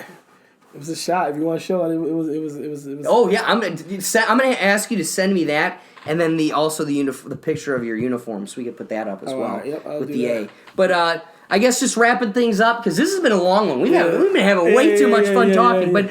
The news of the day, we can't just leave it be. We got to talk about how Kobe's out here talking shit about Shaq again, man. But Shaq said though a few months back that if he was in shape, they would have had a better thing. So Kobe just was piggybacking off. He just basically said, if Shaq was in shape, we would have won 12 championships. But Shaq did reply. What'd he say? He said, if you had passed the ball more. I think it was something in a Detroit game or a playoff game, we would have had another championship. Oh. And then he said, they don't make statues for people not in shape. And I'm like, that was a good comeback. That was a good comeback. So, yeah, just speaking on that, yeah. Wow, but isn't it funny, like, they just can't stop clashing. Even Do when you they're believe done. that they would have won? If Shaq was in shape, what you think? I'm going to be honest with you. I think, like, what is Shaq? Shaq, his body type is not a normal human, so I feel like that comes with the territory. Like, I don't think you have the Shaq physique. You are Shaquille O'Neal without being heavyset. Yeah. You know, like, find me that. You had to have seen that white kid that's like 16, that's like 10 feet tall and looks like literally a straw. The one that like, looks sick. Just a skeleton. Yeah, if I can put the picture up, I will. But like, you look at that kid, that's what that body type looks like when they're skinny. It just doesn't happen. The metabolism doesn't work that way. It's a big man. Yeah. And he wore like 20-something size shoe. Like, they don't create them like that. Like, that's a generation. Yeah, that's a generational size right there that Shaq has. So, I'm a Kobe guy. I like Kobe. Like, I'm a Carmelo fan, like ride or die, like Carmelo fan. So I'm with you. Yeah, but I'm a Kobe guy too. I think Kobe was just like, he made you want to play basketball. He made you want to compete. So when Kobe almost say whatever he say is law to me. Like, Kobe said it. Kobe said it, so it's law. True. Yeah, I'm not like a big Kobe fan. Like, I know a lot of people that's more of a Kobe, but I'm a Kobe guy. Like, I respect what he's about. I respect how his work ethic. His work. You know, the 666 thing that he used to do. Like, a lot of people. I respect everything about Kobe. So when I see like what he say is law, like maybe they would have won. They probably would have won one more. But I want to say if Shaq was skinny, you probably lose a couple. Like Orlando Shaq. Yes. He was skinny. He was in shape. But when you're dominant like Shaq and they making rules for you and stuff like that, it's kind of hard for you to be like. Yeah. So I mean, and when you are the player on the court that everybody needs to like focus their deep, like everybody blocks Shaq out. You're the focus, and what does that do? That only opens Kobe up more. So maybe Shaq needs to be a little bit bigger, so he's threatening to open Kobe up more. Yeah. So it's this dynamic, shoulda, woulda, coulda. You can't change the past. You should be embracing your teammate. Yeah, Kobe. I think Kobe just wish he was still playing. I think. Oh yeah, but and he's having fun. I got a question for you though. One question, last question. Do you think the Warriors make the playoffs? Man, wouldn't you love to see them not? No, I love the Warriors. I'm not a really. What? That's beautiful basketball. I love Steph Curry. You don't like Steph Curry? I can't not like Steph Curry. Man, anybody that can pull up from half court and it's a high percentage shot, you gotta love that. Like anywhere inside a half court, he is probably gonna hit it. So see, all right, I hate just expanding this conversation even further, but the one thing that I need to pick your brain on is my biggest gripe right now with the NBA is I think they've ruined it to where the league and the team, and I get it. I get that, LeBron's slave mentality, whatever, that whole thing. I get that perspective. But I think combating this non-existent enemy has defeated the NBA in such a way that we've disarmed the higher-ups, whatever you want to call them, and now the fans have nothing to we are so out of the game, right? Like the front office used to be an extension of the fan base. Right. Now it's we have to sit here like good little children and let LeBron tell us who's gonna win this year. That ain't fun. And for me, as a Cleveland fan, the basketball has been so ruined that I don't even like watching it. And I didn't even watch last season. So last season was hard to watch because you kind of knew what was going to happen. But that's what's not fun. Yeah, I like Kawhi Leonard. I like the way he goes about his business, solid assassin, just go get it done. But the thing about basketball that I played basketball growing up. That's like my favorite sport. Like I love basketball way more than football. So give me all the sports you played. Like at least in grade school. I was just football and basketball. I never played baseball. I never played nothing else. I was just football, basketball. I was mainly basketball. Football, I played, my first year of football was, I think, 10th grade. I think I played 10th grade football, and then I played on. But basketball, I played all through high school. And I think I was going to try to play in college, but it was last year. I was focused on other stuff. So, yeah, I was a basketball and a football guy growing up, though. Like I was known, but, like, everybody back home know me for playing basketball. But, like, they know I wanted to play football, too, though. But basketball was the thing for me. Like, I was decent. I played with a good player. The guy that I played with in high school my senior year, his name is, we call him Nick. His name Nicholas Woodard. He should be in the NBA right now. This dude was amazing. Like, he was probably one of the best players I've seen. Like, seriously, like, he would get 35 and stuff. Like, it wasn't nothing. Like, and Baltimore high school basketball ain't bad. Like, it's up north. Like, it's basketball. So, yeah. But, wow. Yeah. Man, so I guess I love where basketball's at right now. The skill level's at its highest level. Yeah. But, like you said, when you got a season like last year where you know who's already winning, we can sit here and talk. This year, there's a legitimate debate. Right? Oh, it's open. The Lakers are the best team right now on paper, but you've got when you look over at Clippers Westbrook, are the best team. yes, it's not as polarized as it's been the past couple of years, and that's what's nice. It's diluted enough to where we'll have legitimate competition. But I still, to answer your question, I'm not saying they're winning the championship, but they're sure as hell in the running, right? Yeah. Like, they're there fighting tooth and nail. All right, just making sure, because, a lot of people say they won't make the playoffs. Yeah, they're phony fools, right? Yeah, like, they still got who'd Steph they Curry. lose besides people that were hurt? Yeah, they when still got Draymond Green, That's what I'm and they saying. forget that before KD came there, they won. They won. Against LeBron and the hot shit Cavs. I'm not going to lie. The Cavs was banged up, though. LeBron was averaging like 45, and Dellavedova was the guy. Like, yeah, that's... now, okay, like, before we're not going to do that, because I got a hate relate. My roommate in college is from Akron, so I got like a thing against LeBron, so... Wait, you do too? Yeah, I don't like LeBron. Nice, cool. We got something in common. But I respect him, though. He came back home, won a championship, and his talent, you can't hate on his talent. Dude, he'd be in the NFL. Right. He played He wouldn't be football, dominant in and the he'd NFL, be right. He wouldn't be what because that size he is. gets you broke up But in the NFL. boy, he'd be a professional player in a whole other sport. Who gets to be I a think Bo him and Jimmy Jackson Graham like might be that? the same height, though. I seen Jimmy Graham Really? on the field. Jimmy Graham like 6'9". Jimmy Graham is like freaking like, man, I didn't know he was that tall. Oh man, I can't. Oh no. See, my buddy's he's gonna be screaming. Who? Sorry, guys. I gotta find out who the Seahawks tight end is. Do you know? Right now, what's his name? I know who you're talking about.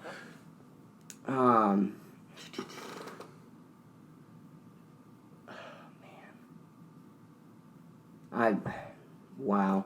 Wait. I think I just saw it. No, I didn't. Let me see what did that say right there. It isn't going to be their starter. I think it's their second string now. He's from Ohio State. Nick. Oh, man. Seahawks tight end. We'll just type in Nick something. Nick Vanette. That's it. Bingo. So when we were in college, so I went to Miami of Ohio, and that's 2 hours from Columbus. He was a tight end for Ohio State. The following season, so we won the championship that year. The following season, he got drafted onto the Seahawks.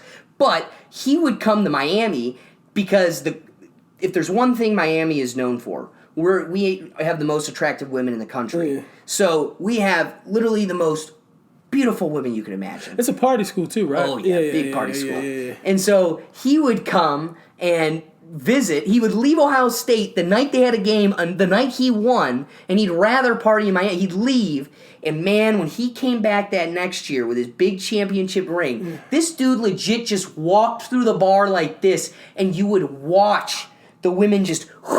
And so me and my buddy, because we big Ohio State fans, we were like, children, just like, oh my God, Nick! We would get so excited when he'd come and visit. We'd buy him a drink, and he'd always make jokes of like, man, I just love coming here. The parties are better, and I just love, look at how easy it is. Hey, you, cutie, you want to come home with me tonight? And they just swore. And this dude was literally, you'd watch the whole bar, and it's college, so there's big guys, small. I mean, literally at least a solid head above every. It was all the peasants, and then this dude who's he won a Super Bowl, 6'6". He's on this, which isn't the tallest for the NFL. Man, listen, man. What did they got Jimmy Graham's height at? Check to see real quick what Jimmy Graham's height is. 6'7". Listen, Jimmy Graham look about 6'9". I'm like, yo, you put cleats on and stuff. Man, that dude is height. like tall. Like Mark Andrews is pretty tall. Like Hayden Hurst is pretty tall. But Jimmy Graham looked taller than those guys. From what I've seen on the sideline, I'm like, damn, this guy's tall. Like, but yeah, so. But man, Terrell, it looks like we got an exciting season ahead of us. And I really appreciate you sitting down and talking with me for almost 2 hours now. Holy crap. Good. We're going to have to, Yeah, we had a great talk. But hey, guys, I hope you enjoyed it. We had a lot of fun. Get excited for the football season that starts coming up here this week. Man, this is going to be great. Good luck drafting your teams. But please, make sure, like this video, share if you enjoyed it, and don't forget to click the subscribe button because we could really use it. So, again, thank you. Terrell, brother, thank you. Appreciate it, And until next time, hey guys, thanks. Have a good one.